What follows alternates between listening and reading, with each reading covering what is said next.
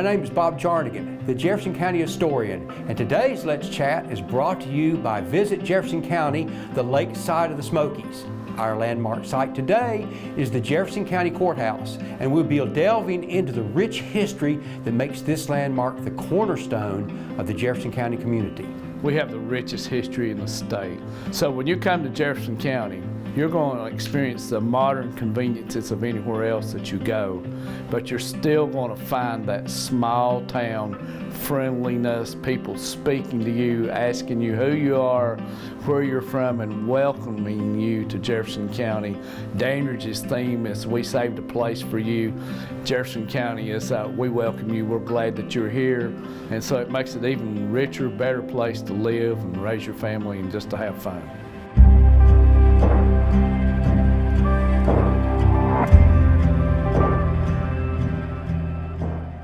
Jefferson County was formed in July 1792 and named after Secretary of State Thomas Jefferson. The first county court met in Shady Grove at the home of Jeremiah Matthews. In 1793, the commissioners of the new county selected the area around Reverend Robert Henderson's lower meeting house as the spot for their new county seat of government. This is where the first church in the area had been organized in 1785 on Francis Dean's land grant. The new town was named Dandridge in honor of Martha Dandridge, wife of George Washington.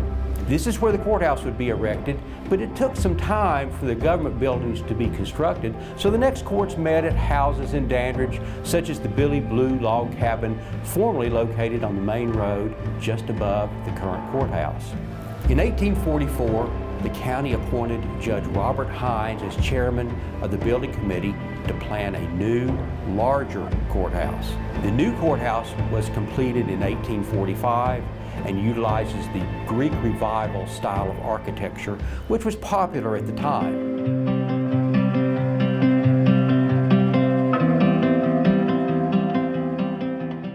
Some of the important construction style elements of our Jefferson County Courthouse are found in the brick. The brick walls are 3 bricks thick, and this is the days before there was rebar, and so to hold the brick layers together, they would do a running or common bond brick pattern where every 5 or 6 courses, they're going to turn the brick the other way and lock those layers together. The bricks were made in the McQuestion Brickyard east of town and are laid in the running bond pattern. The roof is framed using mortise and tenon joints and without the use of nails. Greek Revival style is right here by our door. We have side lights and transom around the door, and that's classic Greek Revival style. More Greek Revival architectural style that's used in the Jefferson County Courthouse would be these large white columns in front that support the triangular pediment up above, and then as you go on down the wall, you have the white plastered pilasters that match your columns.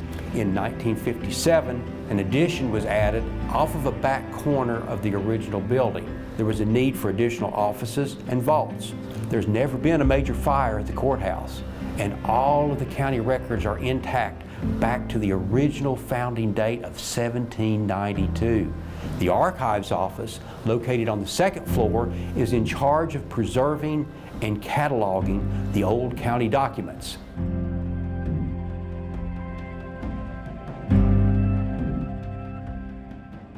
In 1957, the county appointed Reverend Rural Pritchett to establish the Jefferson County Historical Museum inside the courthouse. The museum houses an eclectic array of artifacts from throughout the history of our area. Here we have a section of one of the original logs of the John Crockett dwelling house in limestone, which is the house that Davy Crockett was born in. Old photographs hang along the walls of the museum, including the oldest known photograph of the courthouse and many other buildings around Jefferson County, such as the stately Glenmore Mansion in Jefferson City. One of the most popular documents on display is the 1806 marriage bond between David Crockett and Polly Finley.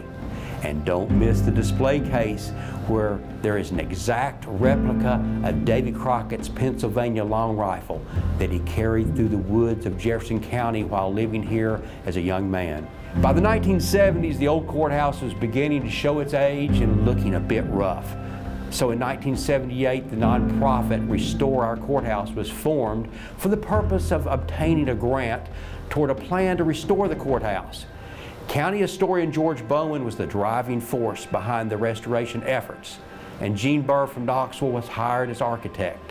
The county received a major grant, and by the 1980, the effort was underway with the restoration of the cupola and putting on a new wood-shake roof which would match the original. Layers of yellow and white paint were chemically removed from the brick with care, and mortar repointed where needed.